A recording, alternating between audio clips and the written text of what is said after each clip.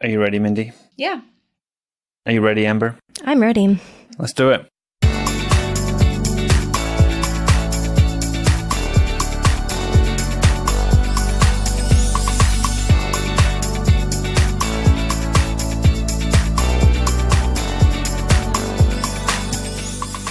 This is episode 71 of the EdTech Takeout from Grantwood AEA. My name is Jonathan Wiley, and I'm joined by two of my favourite people today. First up, Mindy Kearney. Ooh, does that mean I'm your favorite person, or... You didn't listen to how that was phrased, did you? Mm-hmm. You know, two of my favourite people. That's fine. Also, Amber Bridge. Hey. Back, ready for the attack. Can't wait. Mm-hmm. As always. Yeah. Back for the what? Back for the attack, back and attack. They rhyme. Okay. Hey, this is the first episode of 2020. Is it? Yeah. Is it? We had an extended break over Christmas and New Year and... All right. Yeah, you're right. Made some life choices. Yeah, we did. We had to have a little talk. I thought you were breaking up with me. It's fine. Yeah. Here we are. Well, in negotiations. I'm glad you guys made it through to the other side of couples counseling for podcasting people. Yep. That's good. Yeah, we made it. Yeah. Mm-hmm. All right. So, news and follow-up. Mm-hmm. This is new just in the last 2 weeks, I think, is Screencastify kind of changed their free version, right? Yes. So now you get unlimited videos in Screencastify, but they can only be 5 minutes long. Correct. How do we feel about that? Is this better or not? I think there's going to be people that are sad. I think so too. But in the scheme of things, if I'm scrolling through YouTube and I'm looking for a video to watch on something, if it is more than 5 minutes, I'm not going to watch it. Yeah, me too. So I wonder and hope that that could be a good thing for people to think about the message that they're sharing out there and compact it and make it important. And as someone that just taught a screencasting class, there's a couple of extra things they do on there too. You can now export as an MP4. Because before it was like a WebM file or something, wasn't it? Yeah. And that was kind of weird if you ever brought it into a video editor or something else because it didn't quite work. Yeah. And so you can do MP4s, you can do GIFs as well now. Like that. Oh, I must have missed that. I didn't know that. And you don't get a watermark either. Oh, well, I don't really care about a watermark, but I do like the idea of a GIF. And that it's still free. It's still free. Right? Right. Yes, their blog post said faster, funner, freer. Funner. Free, and it's freer. Yeah. It's kind of hard to say. Yeah. That's good. So, yeah, I think so. Yeah, I think so too. I think if anything, kind of like what Amber said, it's important to really focus on what your message is for that 5 minutes, but also no one wants to watch a video that's longer than 5 minutes. So if you have a concept that takes longer than that, find a way to chunk it so that kids can rewatch the chunk that they need and not have to, look through a 15-minute video. No one wants to watch that. No one's going to watch it. Stop. Yep. Stop it. Okay. Also, Seesaw updates. Yay. So we're recording these before they're actually out in the world. Ooh. But they are going to be brand new in the next couple of days. Old updates that maybe you missed, the ability to pan and zoom. So you can zoom in on an image or something like that so students could write smaller to fit in more information and then pan back out, which is kind of nice. It reminds me a little bit of, what was that one tool that I hate? Yep, that one. So that's kind of nice. Also, now you can annotate on PDFs, which was new. It used to be just that you could do JPEGs, but now you can do PDFs. Okay, that's good. It caused, I think, a lot of confusion for people because they're like, why can't I annotate on this? Well, because it's a PDF. So that's good. In the paid version of Seesaw, there was a draft possibility. So kids could hit draft. So they didn't post it until it was done, which was a really big update. Now teachers can send back a draft to students for improvements. Oh, yeah. Also only in the paid version. Okay. However, a couple things to think about if you are using this with your students is if you are providing feedback in the comments, those comments will still be posted when the work is complete. So if you don't want the whole class reading it, make sure you're careful about what you're saying and how you're saying it. as you should always do anyway. Also, it cannot be done with classes that are set with shared device settings. So it has to be one-to-one or Google sign-in. If you're a Seesaw user, that makes sense to you. And also, they cleaned up labels. Define cleaned up labels. It used to be it would take up more space on the screen. Now they have like an expand button. So it's got 3 little dots. You click on that and all the tools pop up, where before all of the tools and labels were visible. So it took up more space in your screen, maybe. Mm-hmm. Yep. The other thing I thought was interesting in the webinar is they're talking about how it's important that you disclose you are a Seesaw ambassador. I am a Seesaw ambassador, which means I get Seesaw Plus for free. Mm-hmm. Yes. Mm-hmm. We did talk about this. I think on the podcast before the holidays that the FTC, was it, are becoming a little stricter with people who represent themselves on social media and represent certain... Influencers. Yes. Is that what you are? That's what they call it. People who represent a brand. And right. Yes. Yep. So there you go, full disclosure. Yeah. Uh-huh. It's kind of nice to see you go full circle on that, because you had on your desk a 3D printed Seesaw ambassador, unofficial. Self-proclaimed. Self-proclaimed, that's what it was. And now you are. And now look at me, the influencer that I am. Meeting goals. Yeah, top of my field. Mm-hmm. Okay. Also new. Well, not news per se, but the originality reports for Google Classroom are officially out of beta, so everybody should have access to those now. And we'll just say it one more time, because we've said it a lot of times already. Yep. Remember, you can only have 3 free per class. Mm-hmm. And thinking the beta, you could have as many as you want. So you're playing with it, right? Yep. Yeah. But it's now out of beta, so it's 3 for free. And if you want more, you have to have purchase the Google Education Enterprise or whatever that's called. I don't know. We have no idea what that means, but yeah, it's something. It's something. I always like it when the Google's is just free. Yeah. Yeah. It used to be that way. I don't really know what the Education Enterprise thing is. Either. Yeah. We kind of talked our way around it for a while. We don't know. Okay. Continue. What else we got? Oh, yeah. I saw this on the Twitters, and I thought it might be worth mentioning, because it's kind of a fun thing to do. It's the New York Times are having their 7th annual 15-second vocabulary video challenge. Yeah. I like that. Quite a mouthful. I do too. And you've maybe seen things in the past like those, like the 5-word stories and things like that you create with video. Yeah. So this one was new to me. Apparently they've been doing it for 6 years previously, but it runs until February 11th. And what you do is you select any word from their list of 2,000 words, because they do this word of the day thing, and you have to create a 15-second or shorter video that defines or teaches the word. You have to make sure you pronounce the word aloud, define it, give it a part of speech, and then have the teacher upload that video to YouTube, or do it yourself if you're old enough. But oh boy, YouTube. Oh boy, YouTube. That's We're gonna get to you later. Yeah. So there you go. I think maybe a fun thing to do. You're thinking about maybe just a short creative video challenge. I like that it's limited to 15 seconds. Yeah, me too. Encourages creativity. It does. Absolutely. Because if you can't figure it out in that short of time, nobody's going to watch it. Right. So now they should go down to 15 seconds. Yeah. Oh my gosh. Definitely not. I feel like it's the digital version of those posters you see in school bathrooms now. Have you seen those? No. Tell us more. Say more words. Bathroom learning. Bathroom learning. What is that? Say more about this. I've been to a number of schools. Okay. Use their bathroom.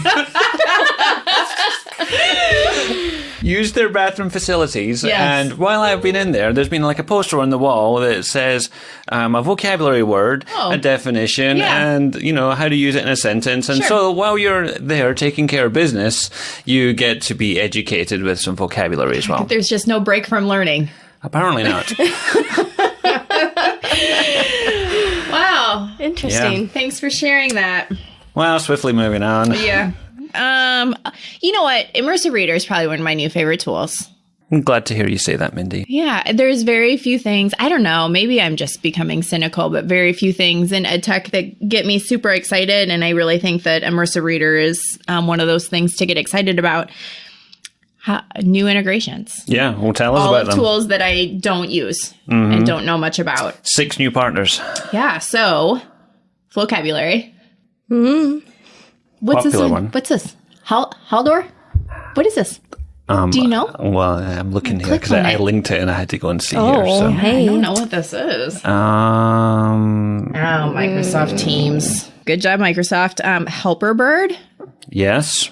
Do we know anything about Helperbird? What's this? Helperbird is a browser extension that gives you features such as dyslexia fonts, changes the font and the background color, does text-to-speech overlays, dyslexia rulers. So it's an accessibility type of tool. But it does have a pricing thing up here. Oh, it does, huh? Not free, but yeah, if you happen to be using it already, you can also use Immersive Reader it's too. something that's integrated into a paid product. Okay. It's Learning, which is an LMS thing. Correct. KidBlog and Pear Deck.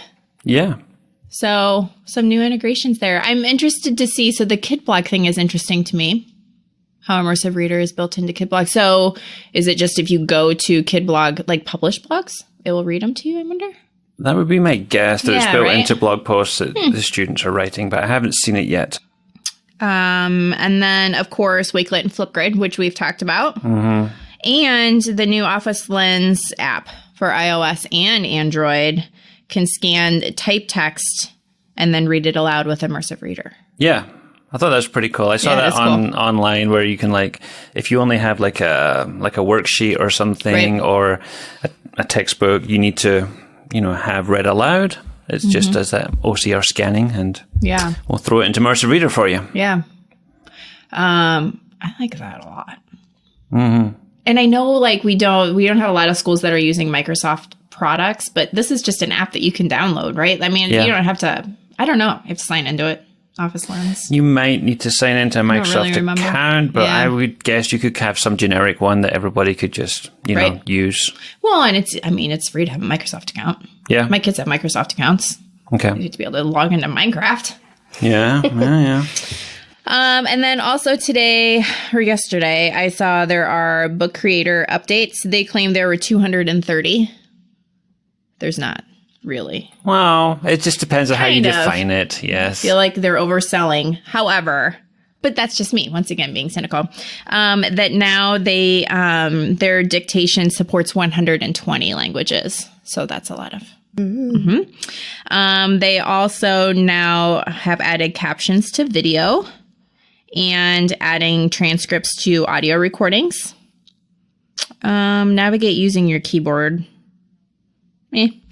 And improved color contrast. So some things. Some good things. Yeah, some good things. You know what? Definitely. I probably before this podcast should have looked in to see. I never remember what the pricing is behind Book Creator. I think you get like a couple for free on your class bookshelf, and then after that you have to pay. But I know lots of people use Book Creator. We just don't have a lot of schools that do it. Correct. Yeah, but we should change that maybe. No, you know what? If they would give showing us, it to more people. Yeah. Well, maybe, but I mean, yeah. Yep, but then we'd have to maybe explain we were Book Creator ambassadors and the perks that come associated with that. Right. If we could get discounted pricing through the agency or the AEAs, maybe more people would use it. Yeah, it could well do. All right, so that's it. That's it. List complete. Check. Up next, served to you piping hot. Main course, YouTube is changing. Changing. Oh, good one. I don't know. Yeah. Gotta liven this up. Yeah. That's why we brought you on, Amber. Yeah, right.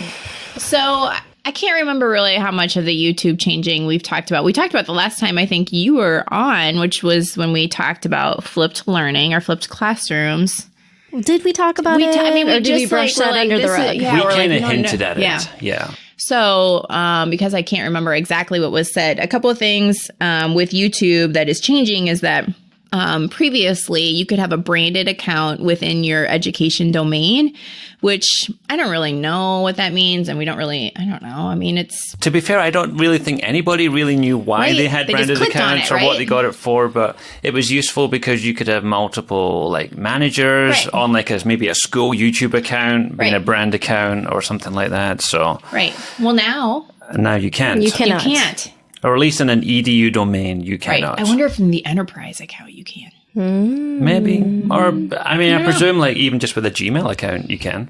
Okay, so those no longer exist. Yes, that's not real news per se, but that's part of the things that are going on here and part of the discussion we're going to have. Right. It's just kind of like the background knowledge. So you might have had a branded account and received an email that said your account is going to be erased or deleted. And so you could have filed for an extension, which I think is up in July.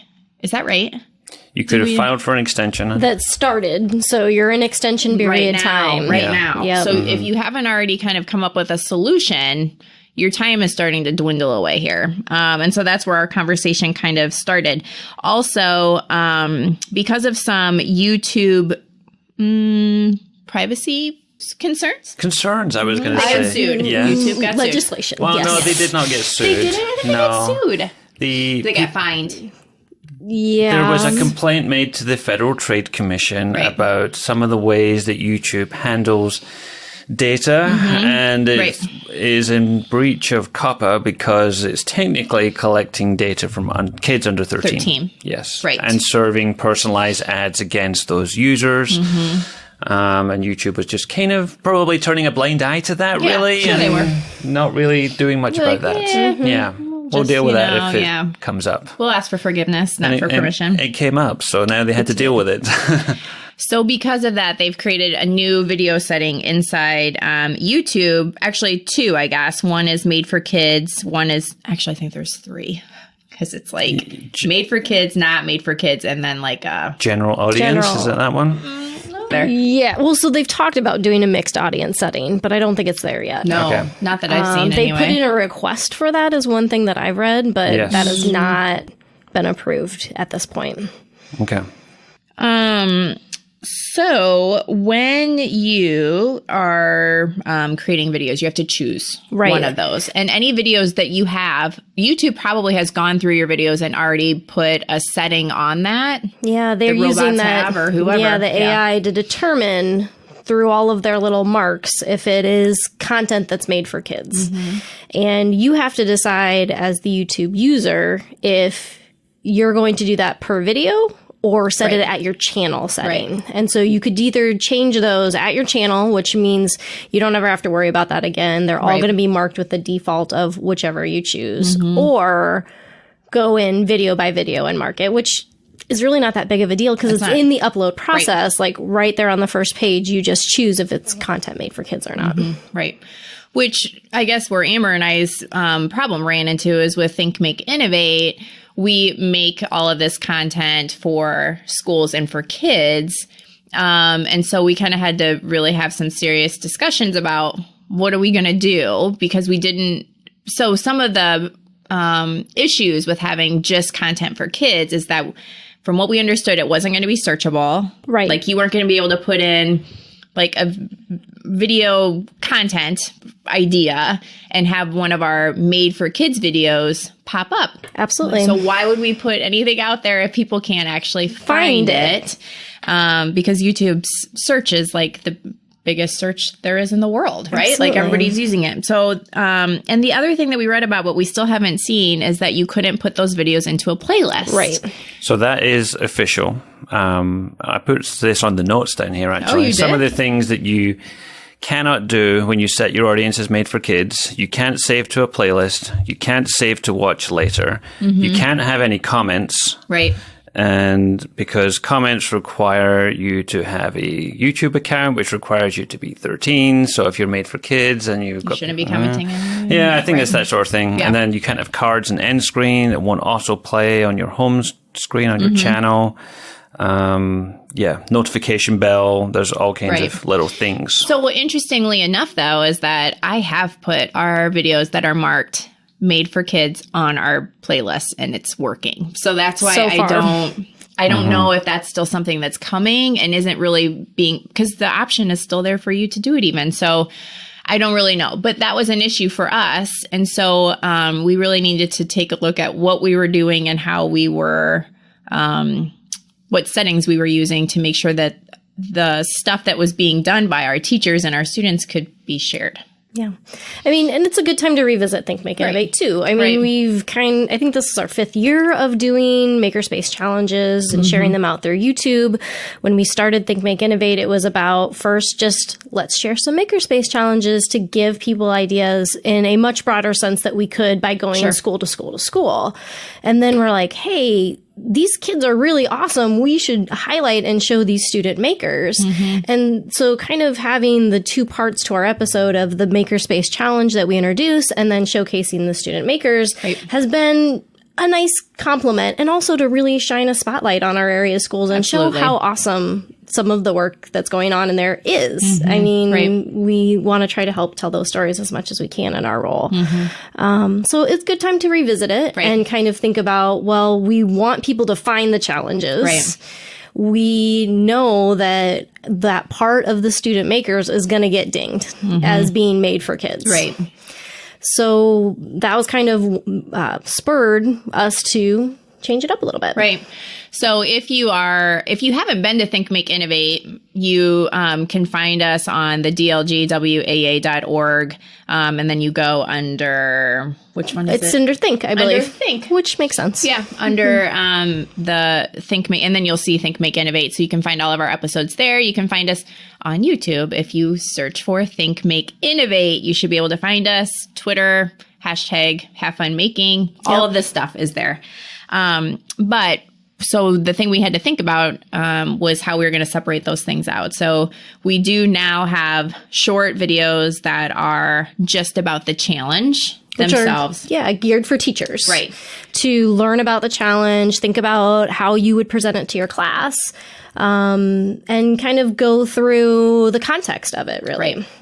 And then in the video notes for that introduction, we'll have a link to the student makers that were a part of that challenge. And those videos are marked for kids because they have kids in them. And so those had to be marked for kids. So hopefully we've kind of created a trail of what our original video was, with the idea with the kids. We just created a little digital trail. Like, just come over to this video now and see what the students are doing. So it took a lot of thinking. That's why we're not really sure yet if it's going to work. I don't know. It's only a month in this literally new system. The first video. So, and I feel like YouTube may have like a period of time where they are, forgiving certain things while people are still working out, is this made for kids or not made for kids or not? But they do have some pretty severe sounding language. If you look into it, it's like, as a creator, you know your videos and your audience best, but it is your legal responsibility to comply with COPPA. And if you fail to categorize your content correctly, there may be consequences on YouTube. There may be legal consequences under the Child Online Privacy Protection Act or other applicable local laws. And if you read into some of those, like, it can be like a $40-some thousand fine per video. I went down a rabbit hole of trying to understand all of the parts of this, and holy buckets, it's a lot to process. Like, I need one of those charts they used to make like a long time ago. Like a flow chart? No, made for kids. You can do this, X. You can't do this. You know what I'm saying? Like, on a playlist? Nope. Things like that. So I guess I was going to ask you to this question, and because you did a lot of the digging into what is made for kids type content and what is general audience or not made for kids or whatever the third option was. But let's say you're a classroom teacher and you're using Screencastify to make these kind of videos for your students. That's most of your content maybe, or maybe you're sharing some student videos and things. Is that a made for kids scenario? So I think you have to think about one thing: the age of your students. Right. Because they're capping it at 13, right? Is what they're saying. So if you're a teacher above 13 years kids, then you don't have to worry about it. I don't think you need to worry about it. I don't think so either. I mean, the other layer to this that when you get on this path that people get all worked up about is the monetization of it. Right. And we don't monetize anything. And I don't think teachers are monetizing their accounts either. Right. And so that's really where the downfall or the pitfall, I think, is. But I feel like there's still some of that impacts us too. But I think that age of the kids is the first thing you have to ask yourself, because the very first thing on their list is subject matter of the video. So if it is, you're creating educational content for preschoolers and that's the example they're using, it needs to be marked as made for kids. So you say they don't need to worry about it as much if they teach older kids, but they still need to pick either made for kids or not made for kids, don't they? Yeah. You still have to choose. It's on the upload screen now, isn't it, when you upload videos into YouTube? Well, and I think like a teacher, if I was a teacher, I would probably just set my channel like everything's made for kids, because most likely if I have a video that I'm making for my students, I'm sharing that link for them. I'm not necessarily like expecting them to go and search YouTube to find the video. So as far as teachers are concerned, I would just set it for kids, and then you're safe. I mean, if you have it set for kids, as long as you don't all of a sudden start, swearing at your computer, I think you'll be fine.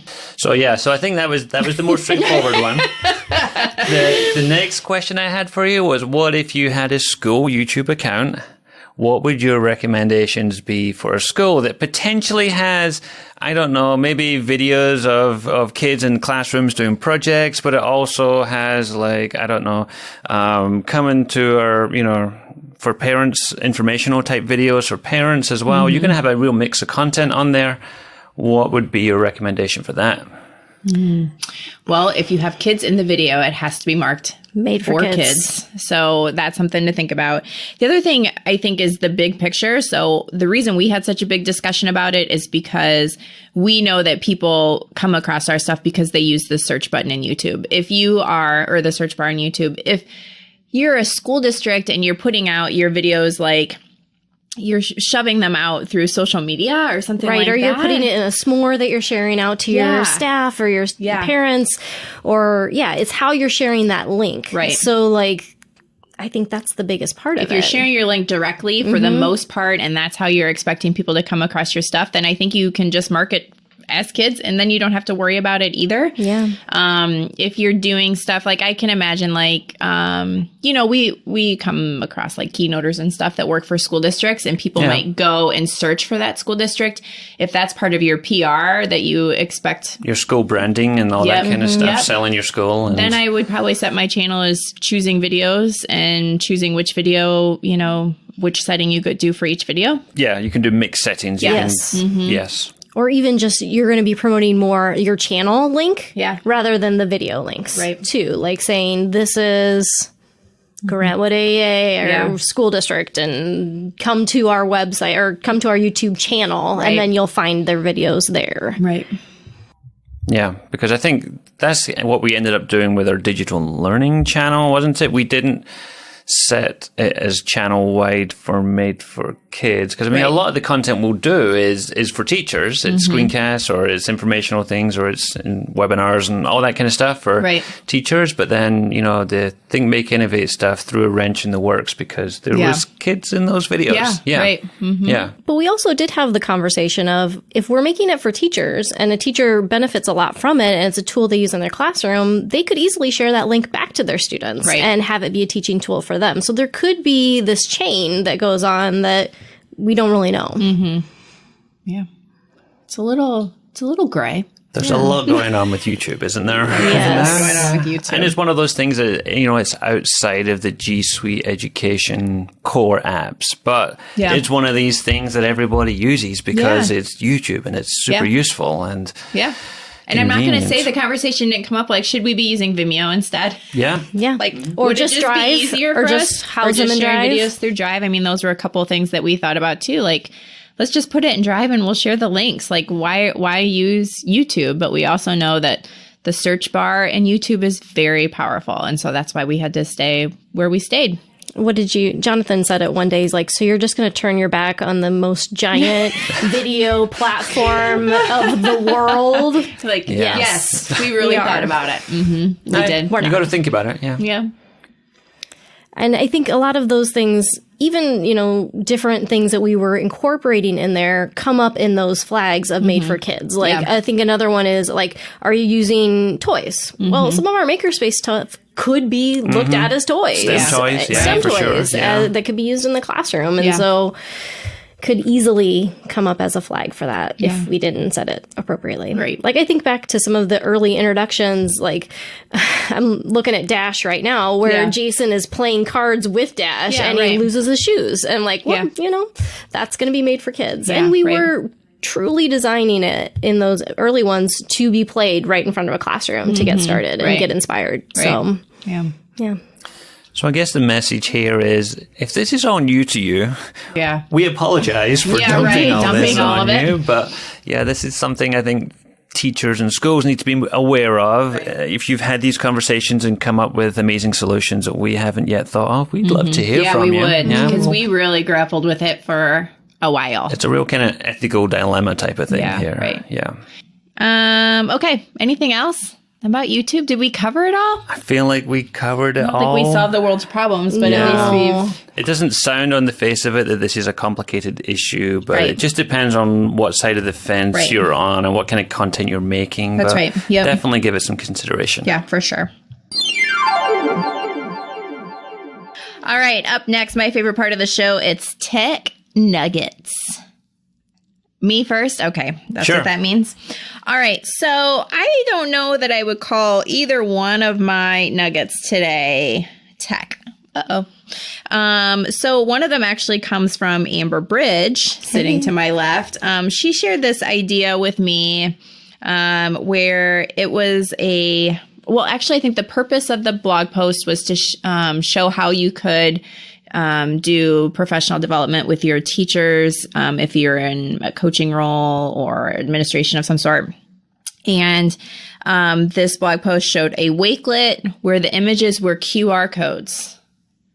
And those QR codes were links then to blog posts or some sort of learning around a topic, which I thought was super interesting, because I said to Amber, like, well, why wouldn't you just use a link? And she said, well, you don't have to nobody has to type the link in. You just scan the QR code. Okay. And it was also gave you the access to that Wakelet board. Right. So as you're doing more research, you got in there, you could keep adding to that research collection as well. Yeah. Because every Wakelet board generates a QR code as well. Yes. Right. Yes. Yeah. Interesting. Okay. Oh, That's an interesting Something idea. different. Yeah. I feel like Immersive Reader and Wakelet and Flipgrid and Seesaw, anything Google, those 5 things are my 5.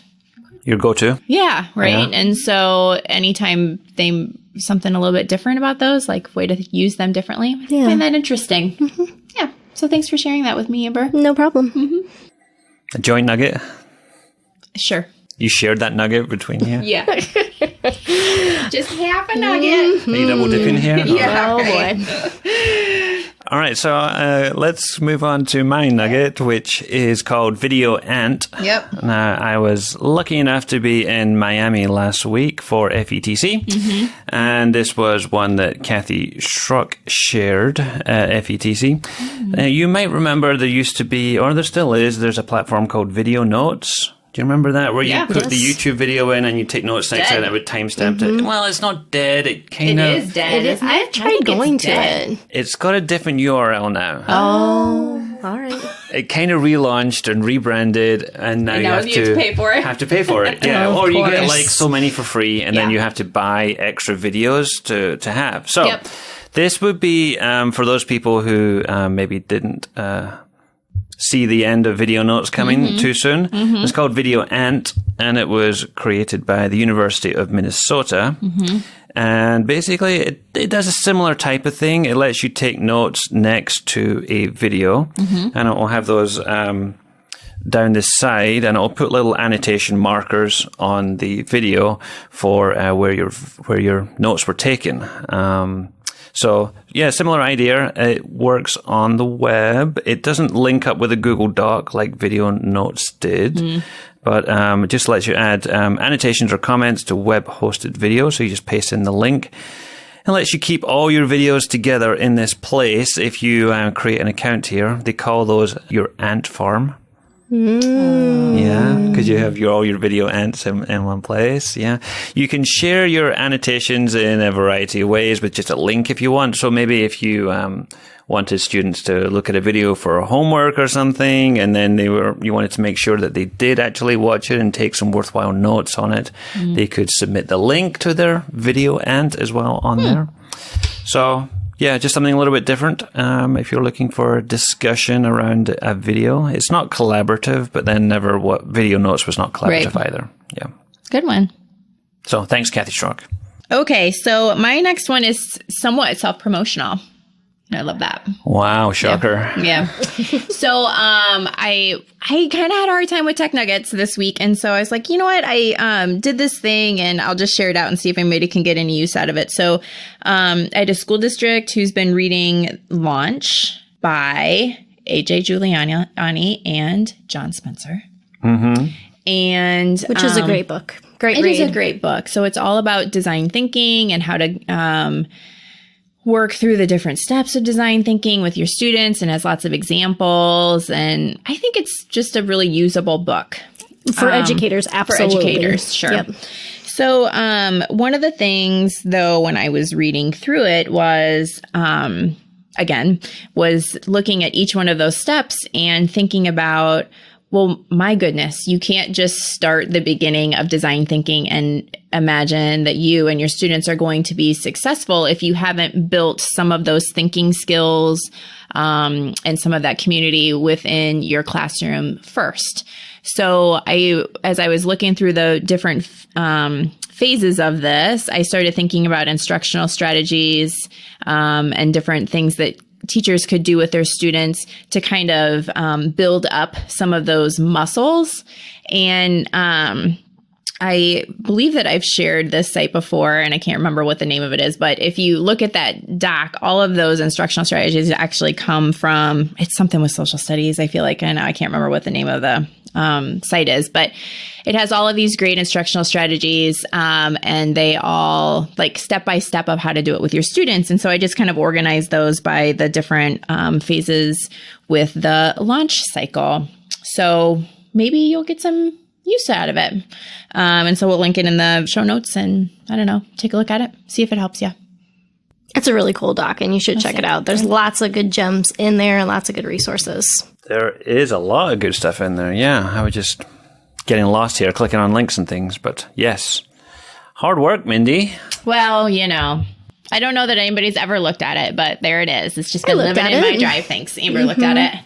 I shared it with her and was like, what do you think of this? And I said it's brilliant. Well, I don't know if it's brilliant, but it might be useful. I don't know. Okay. Something else that might be useful. I'm going to throw this in there because I know Mindy is a fan of math manipulatives. I am. This one was shared at FETC2. Okay. It's called Polypad Virtual Manipulatives. Okay. It's from mathagon.org. Okay. And they have a number of virtual manipulatives and things you can put in here. So we've got things like polygons. We have number tiles. And we have number bars. We have fraction bars, which I think are always useful. Mm-hmm. I don't really know what algebra tiles are, but they have algebra tiles on there too. Okay. We didn't do those in 4th grade. Algebra tiles. I'm interested. They have tangrams. They have tangrams and pentominoes. They have exploding dots. I don't know what that means, but I'm in. Yes. They've got like protractors, they've got inking tools, and this whiteboard that you can draw and stuff on here. So for all the math people. For all the math people. Oh, yeah. So that's what I was trying to do. On the fraction bars, for instance, if you select like 2 halves, you can drag it out to the right and make it like 3 halves, or, you can do some improper fractions and things too. Same with the number tiles. You can bring in like a 10 block or something, and then you can tap on it. And then if you drag the bit on the end, you can like resize it and represent that 10 block in different ways, which is kind of interesting too. Mm-hmm. It's still 10 block, but it's just a different looking 10 block. So it's free. There is no sign-in required. But you can sign in. Did you look at the sign-in stuff? But you can sign in. Yeah, and then they've got courses that you can like work your way through. Yes, there's courses and activities. There's other different manipulatives on this Mathagon website, but I thought this Polypad might be another one to add. Maybe we should have a list of like virtual manipulatives, because we had the National Library of Virtual Manipulatives, and then there's the Toy Box one. What was that toy one? Yeah. Toy Math or Toy Box? Toy Theater. Toy Theater. It was called Toy Theater. Mm-hmm. So similar to that one. Yes. Someone that I follow on Twitter, his name is Paul Hamilton, at Paul Hamilton 8. He's from the Sunshine Coast of Australia. Oh. So he's from down under. Mm-hmm. Hopefully they're doing all right down there. I saw him tweet this out, and I thought it was really cool. Basically, he's like, did you know that Reality Composer is a free app for the iPad? No. I did not. And so I thought that was pretty cool. He is showing in the tweet that I have linked basically what looks like a Marble Run / Rube Goldberg-y kind of thing that you can create in AR and just have it live and try out in the room. And so I feel like the biggest... So it lives in the room, kind of like that AR marker thing that we used to like brush thing? See, that's a really good deep dive question I don't know the answer to. That would be amazing. Yeah. But, you think about Marble Runs or Rube Goldberg's, and they take up a lot of space and they're like up forever. And so this would be like a way to do that virtually, to actually not have it take up that physical space in your room, but still give kids that amazing benefit of it. Yeah. So I thought it was really interesting. Cool. What's the name of the app again? It's called Reality Composer. So it's something that I've been wanting to check out and go down that path. So, So I believe it is actually an app from Apple. And it's part of like an app that developers can use to experiment with like AR type programs that you might be creating as apps. But shows here Paul has done an awesome job of experimenting with it himself too. So the composer part is the thing that is from Apple, like the AR. I mean, like that makes me think AR Kit, right? When they put that out, people could just take it and use it. So the app is called Reality Composer, and it's from Apple. Okay. Interesting. So, but it is a free app for sure. Yes. Okay. Might be worth something experimenting to check out with. a little bit more. I'd like to take a look at that, see what's going on there. Okay. But he's really interesting to follow online too. Shares out a lot of cool stuff, inspiring things. Yes, he does. Nice. I follow him too. This is following him now. Opening up Twitter. I love to be on there. Okay. I'll share one last one for fun because I thought there was a funny story that went with this. I shared this while I was at FETC. It's called the Emoji Mosaic, and it will take any picture that you upload to this website and turn it into an emoji mosaic. Right. Now, I sent it out in our Voxer group while I was away at FETC, and Mindy just thought it was like a mosaic picture of herself. Which I thought was super weird. I think Amber was with me when I got it. I'm like, oh, this is weird that Wiley's making a mosaic out of me. I don't understand, but fine, whatever. I thought it was interesting he chose your picture. Your profile picture. I know. It was super, If you zoom in really close, you can see the picture is made up of a bunch of different emojis. Right. And yours was what, mainly? Mostly poop. Actually, it was monkeys and shoes, which is interesting. But I had dark color on, like a dark sweater or something. So I think it's mostly browns. But it's matching tones from the emojis. Yeah, it's super interesting if you zoom in on it to see the different. I don't know. Then I was really intrigued and thought it was super cool. So thanks for using my picture. I appreciate it. But at the time, I thought it was weird. So there you go. Yeah. I'll put a link to it if you want to try the emoji mosaic. All right. Thank you for your tech nuggets. Thank you for your tech nuggets. Thank you for being here, Amber. Yeah, absolutely. Amber. Helping us navigate the YouTube minefield. Yeah. Anytime. Minefield is right. Am I signing us off? Because I don't have my iPad up anymore. I don't have anything on the dock for signing us off. Well, here we go. You can always reach out to us on the Twitters at DLGWAEA, or you can email us at podcast@gwaea.org. I am at Team Carney, and Jonathan is at Jonathan Wiley. Amber is at A. Bridge Smith. Yep. I just want to make sure I got it right. You did. You're good. That's all. Yeah. Okay. So until then, this has been the EdTech Takeout. We hope it hit the spot. I'll just go ahead and sign us out completely.